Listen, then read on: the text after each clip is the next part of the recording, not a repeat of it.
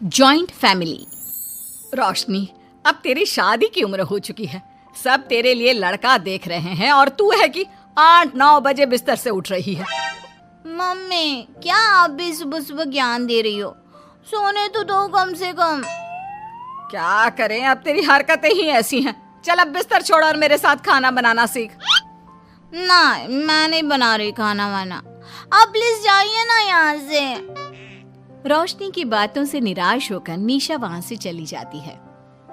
निशा, तुम रोशनी को घर का कामकाज क्यों नहीं सिखाती? अगर यही हाल रहा फिर तो 2 दिन में उसके ससुराल वाले उसे यहाँ छोड़कर चल देंगे। मैं तो बहुत कोशिश करती हूँ उसे घर की जिम्मेदारियां सिखाने की, लेकिन वो मेरी सुने तब ना। आप तो जानते ही हैं ना कि वो कितनी जिद्दी है। हमें निशा के लिए एक ऐसा लड़का ढूंढना होगा जिसका भरा पूरा परिवार हो, सास ससुर से लेकर जेठ जिठानी देवर ननद सब हो। यहाँ ना सही, लेकिन शादी के बाद उसे वहाँ अपनी जिम्मेदारियों का एहसास जरूर होगा। कुछ दिनों के बाद रोशनी का परिवार उसके लिए लड़का देखना शुरू कर देता है और एक दिन चिराग नाम का लड़का रोशनी को देखने अपने परिवार के साथ उसके घर पहुंच जाता है। देखिए भाई साहब, मैं पहले ही आपको बता देती हूँ, हमारा परिवार बहुत बड़ा है, इसलिए अगर आपकी लड़की हमारे घर की जिम्मेदारियाँ बिना ना नुकुर के उठा सकती है तभी हम ये रिश्ता पक्का करेंगे। अरे ये भी कोई बोलने वाली बात है बहन जी, हमारी रोशनी आपके पूरे परिवार को बैठे बैठे खिला सकती है, इतनी जिम्मेदार है मेरी बेटी। अगर ऐसी बात है फिर तो हमें इस रिश्ते से कोई आपत्ति नहीं है। तो फिर चट मंगनी पट ब्याह के बारे में क्या ख्याल है? हाँ बिल्कुल, शादी में देर किस बात की, 3 हफ्ते बाद ही शादी का शुभ योग है। अगर आपको कोई दिक्कत ना हो तो हम इनकी शादी भी 3 हफ्ते बाद ही करा देते हैं। अरे हमें इसमें कोई परेशानी नहीं है।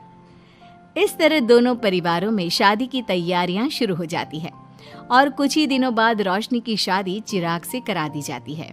शादी के बाद, बहू इनसे मिलो, ये है तुम्हारी दादी सास, ये बड़ी सास और बड़े ससुर, ये तुम्हारे जेठ, ये जेठानी, ये दोनों तुम्हारे देवर और ये इस परिवार की सबसे छोटी बेटी सिमरन, यानी कि तुम्हारी ननद है।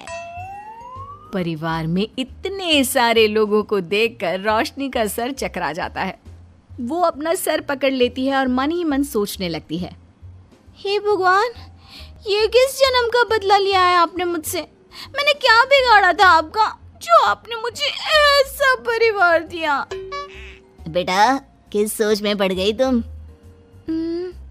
और कितने लोग हैं आपके परिवार में?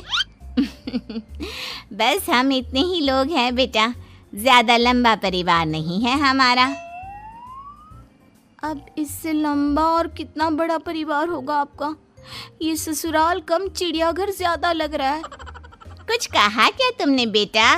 नहीं मम्मी जी, वो मैं बहुत थक गई हूँ, तो क्या अब मैं सोने जा सकती हूँ? हाँ क्यों नहीं बहू। चिराग, बहू को अंदर कमरे में लेकर जा। जी माँ।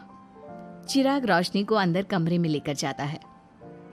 चिराग, मुझे यहाँ नहीं रहना, मुझे अलग रहना है।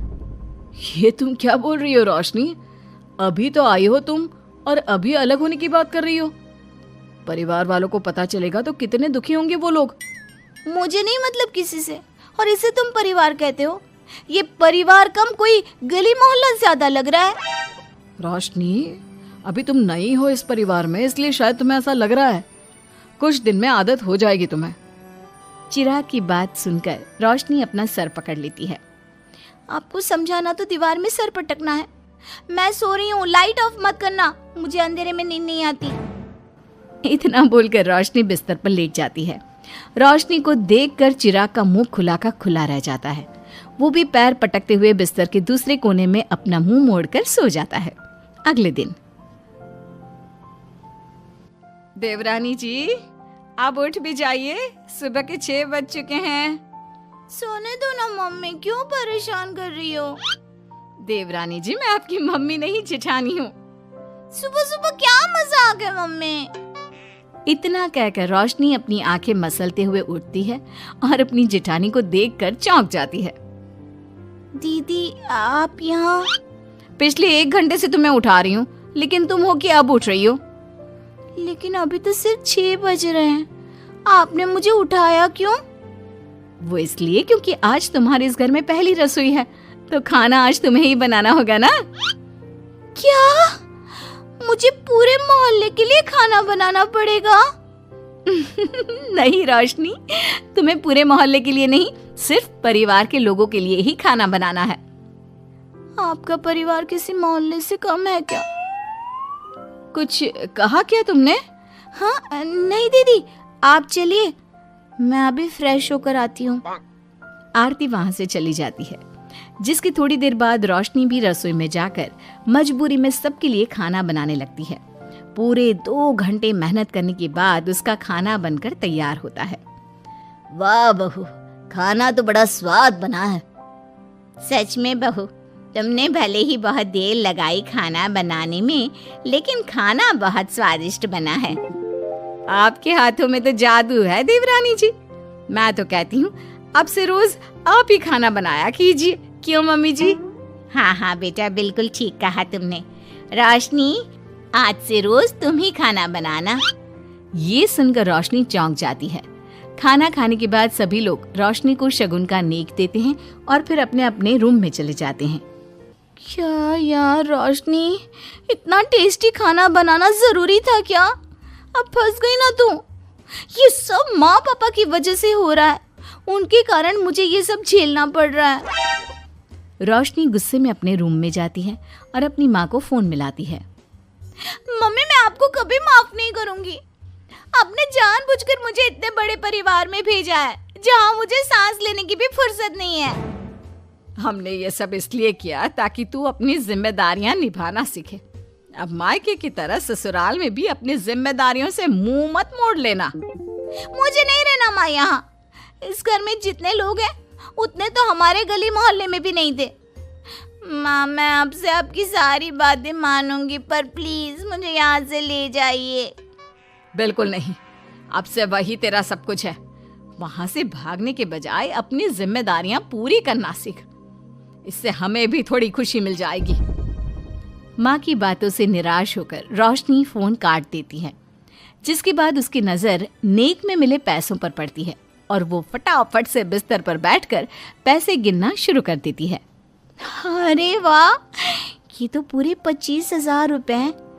किसी ने भी 5100 से कम का नेक नहीं दिया। चलो अच्छा है, कुछ तो फायदा हुआ इतने बड़े परिवार में शादी करने का।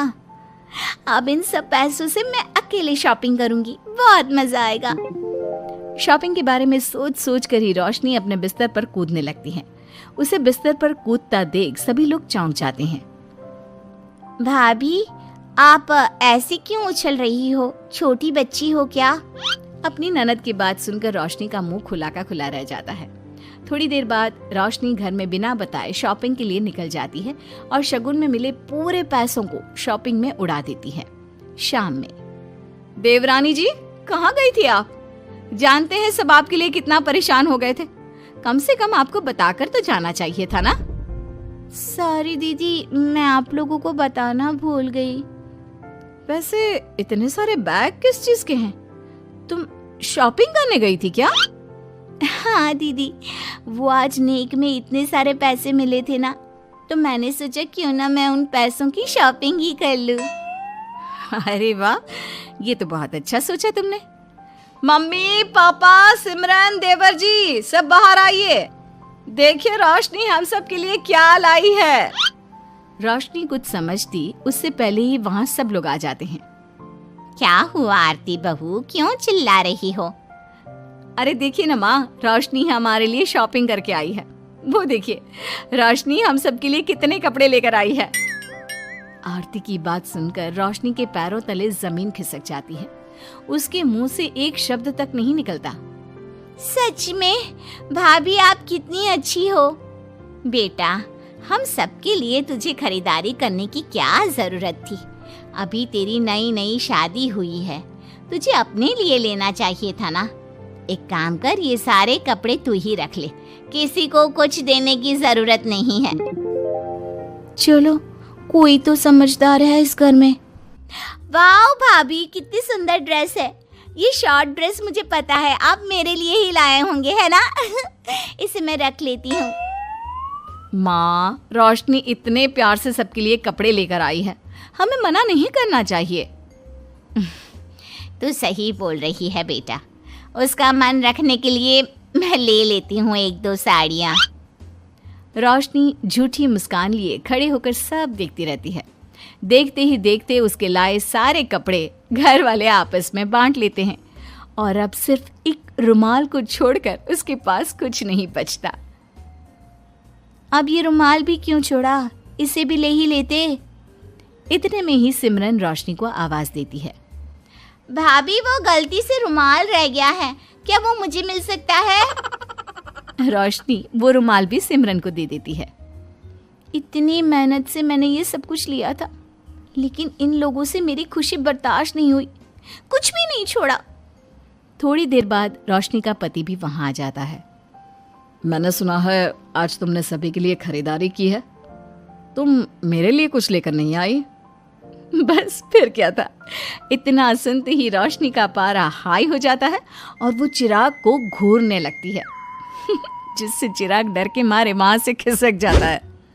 हाय रे, फूटी किस्मत मेरी, जो ये जॉइंट फैमिली मेरे मत्थे चढ़ी।